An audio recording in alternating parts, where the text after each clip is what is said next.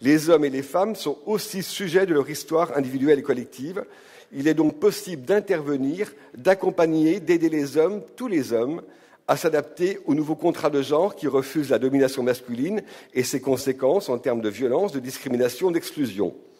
Cette attitude présuppose que les hommes aussi ont intérêt au changement ou qu'ils n'en ont pas le choix et qu'ils doivent donc s'adapter.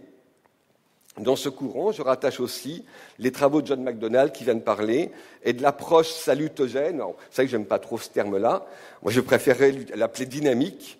Dynamique en opposition à une approche statique qui réduit les dominants à des êtres ne pensant qu'à reproduire la domination, des êtres sans empathie face aux effets du système viriarcal de domination masculine, dynamique en opposition aux hommes mous décrits par Elisabeth Badinter, dynamique pour montrer comment les hommes aussi changent et sont acteurs des changements des rapports sociaux de genre. En fait, je pense, John, que tu développes une approche dialectique. Et les plus vieux et les plus vieilles dans cette salle se rappelleront les débats post-marxistes sur les rapports de domination, le marxisme-léninisme, les contradictions capital-travail, les contradictions secondaires, dont la domination masculine sur les femmes. On sait maintenant le prix à payer pour l'humanité de telles positions léninistes qui ont proposé la soumission totale des dominants aux dominés et aux avant-gardes, politiques à l'époque, religieuses et sexuelles aujourd'hui, censées les représenter. En ce qui concerne les alliances entre dominants et dominés, il est sans doute plus heuristique d'aller chercher des références du côté des blacks féministes, des mouvements queer ou des positions provoquées par la chute de l'apartheid en Afrique du Sud. Quatrième courant, les groupes centrés sur le développement personnel, dont le courant mythopoétique, mais je ne veux pas réduire les groupes centrés sur le développement personnel à cela, parce que, comme tu l'as rappelé, Jocelyn, on est un certain nombre à venir des groupes d'hommes de conscience, qui nous ont permis de réfléchir, qui nous ont accompagnés, et que même si ces mouvements-là ne produisent pas, en termes d'analyse théorique, beaucoup de choses, ils servent, ils ont servi et ils serviront encore pour que des hommes puissent discuter, c'est bien, tranquillement entre eux, et qu'ils puissent trouver des mots pour dire les choses. Le cinquième courant de groupe d'hommes ou de la pensée critique sur le masculin, souvent oublié dans les typologies, sont les groupes gays et le commerce, les associations qu'ils accompagnent. L'oubli de les citer a du sens sur l'hétérocentrisme d'une partie des études sur le masculin, capable de déconstruire le masculin dans sa seule face hétérosexuelle. Une forme actuelle et fréquente d'homophobie libérale consiste d'ailleurs à accepter ce courant, citer la mouvance LGBT, mais ne pas accorder aux gays le statut d'homme à part entière. Donc, ne pas les citer dans nos analyses qui déconstruisent le masculin hégémonique. Or, nous sommes d'accord, nous nous battons contre toutes les dominations, les aliénations, les oppressions. Donc, aucune raison de ne pas les intégrer dans nos analyses.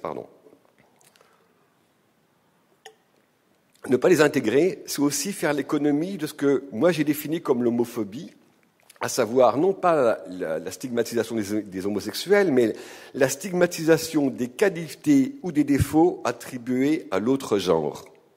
Stigmatiser les hommes efféminés, stigmatiser les femmes qui ont des looks machos. Autrement dit, comment l'homophobie bétonne les catégories de genre pour nous dire les deux sexes sont infranchissables. Ces deux catégories qu'on ne peut pas dépasser. Comment les rapports sociaux de sexe traversent aussi le groupe des hommes. Sans oublier que les gays sont aussi des mecs. Ils sont construits aussi dans les rapports sociaux de sexe. Quand je lis certaines petites annonces et je lis « folle et efféminée s'abstenir », l'homophobie traverse aussi le groupe des gays.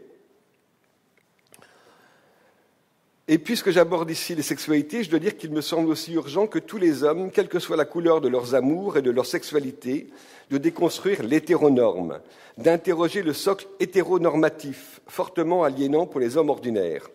Je renvoie aux excellents travaux de Louis-Georges Stein, qui viennent montrer comment la culture hétérosexuelle dans les pays européens a été inventée entre le XIIe et le XVIe siècle. L'Église était contre au départ.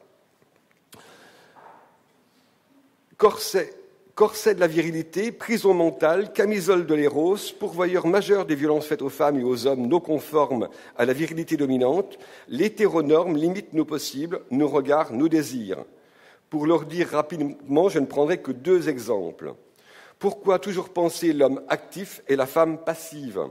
L'inverse, ou les deux en même temps, fonctionne aussi bien.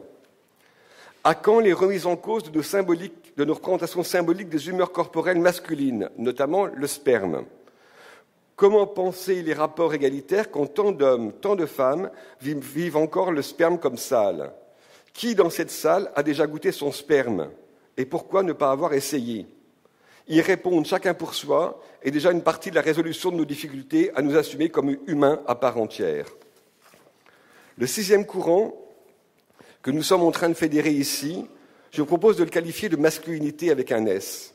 Il se veut plus pragmatique et fédérateur, articule chercheurs académiques, intervenants sociaux et sociaux, activistes de l'égalité. Il prend comme acquis problématique la domination masculine homophobe. Le groupe ou la classe des hommes domine le groupe ou la classe des femmes. En ce sens, ce courant en création, pragmatiquement, accepte explicitement ou implicitement que nous sommes dans cette période de transition en train de résoudre les contradictions inhérentes à cette domination, y compris celles que vivent encore, mais à des degrés divers, les personnes socialisées en hommes. Ce courant est mixte en hommes et en femmes. Il est aussi mixte en options stratégiques pour répondre aux situations des hommes. Dans ce courant, les académiques se réclament tantôt du féminisme pragmatique, tantôt du féminisme radical, voire des personnes qui reprennent le terme de masculiniste tel qu'il était utilisé par les premiers groupes d'hommes, Ardécom, Homme Info, avant que Louise Vandelack, au Québec, lui associe un contenu clairement réactionnaire dans les années 90. Dans ce courant aussi, et leur présence ce colloque en est la preuve, des activistes de l'égalité, des intervenants et intervenantes sociaux et sociales, dont nombre d'entre eux se réclament prosaïquement d'un transcourant qu'ils ont une difficulté certaine à nommer. En cela, le courant des masculinités est fédérateur, intégrant l'intersectionnalité des domaines d'intervention, des modalités de vie masculine, des différentes situations que vivent les hommes d'origine ethnique, culturelle, sociale, politique différentes. Naissantes, les études sur les masculinités sont en train de forger une nouvelle génération de chercheurs, hommes, femmes ou trans, issus de courants théoriques différents. Reste pour ce courant à essaimer une association pour les intervenants, intervenantes et activistes. Reste à échanger, développer des bonnes pratiques, notamment pour joindre un certain nombre d'hommes dépossédés, déboussolés, qu'il est important de prendre en compte dans les analyses, rappeler leur existence, que cela plaise ou non, est notre devoir. Je vous remercie.